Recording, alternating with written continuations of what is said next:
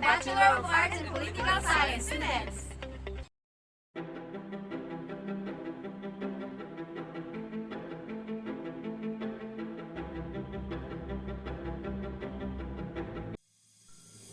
Internationally Wrongful Act.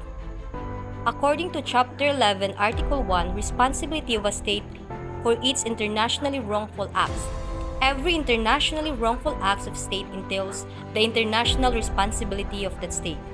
Accordingly, when a state consents to be a part of the system, it is also conceived corresponding legal obligations.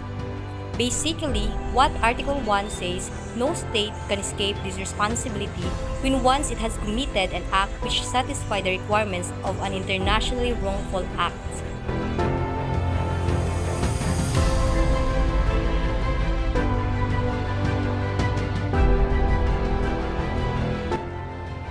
According to Bernast, Article 2, Elements of Internationally Wrongful Act of a State. There is an internationally wrongful act of a state when conduct consisting of an action or omission. A. Is attributable to the state under international law and constitute a breach of an international obligation of a state.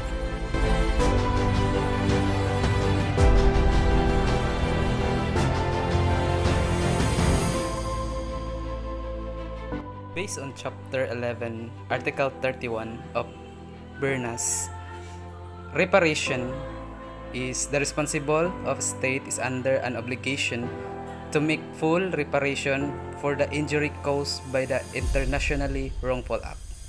Injury consists of any damage, whether material or moral, arising in consequences of the internationally wrongful act of a state.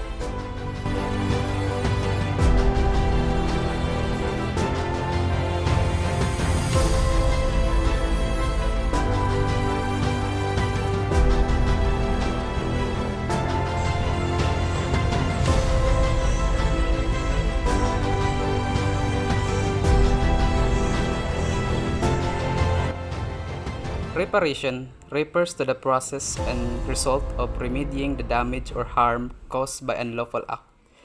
The purpose of reparation is generally understood to reestablish the situation that existed before the harmful occurred.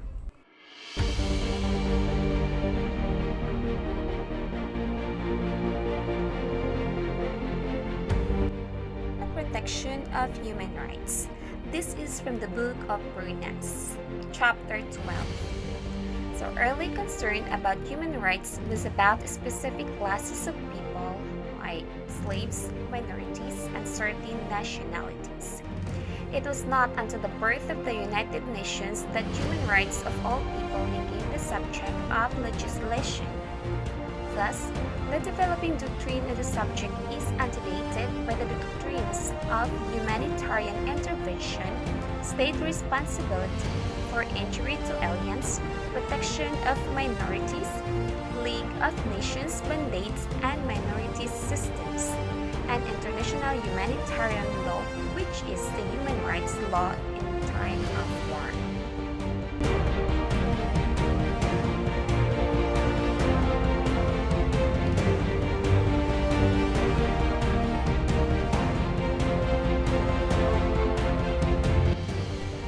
Human rights in general terms are those inalienable and fundamental rights which are essential for life as human beings. But there is no agreement as to what these rights are. In fact, there are those who are of the view that the very widespread offenses against human integrity and dignity are evidence that argue against the existence of human rights principles in international law. This is a profoundly negative view that must be rejected as a justification for barbarity.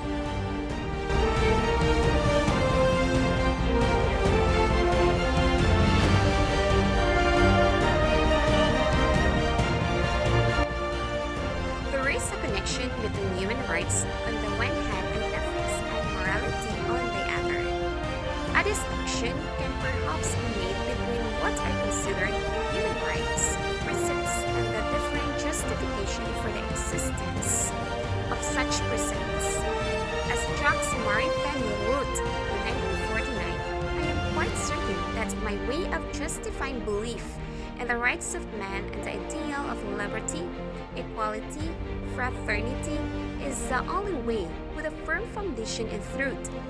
This does not prevent me from being in agreement on those practical convictions with people who are certain that their way of justifying them, entirely different from mine or opposed to mine, is equality the only way founded upon truth.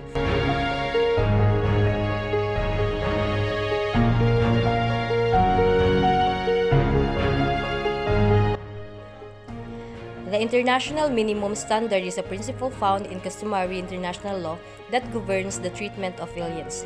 It is based on the principle that states have obligations to aliens independent of any obligations they have more generally under international human rights law. The International Minimum Standard stands in contrast to the Calvo Doctrine, which only affords the same rights to the aliens as to nationals. In the international law, an alien is an individual who reside within the borders of a country, but it is not citizen or subject of the country.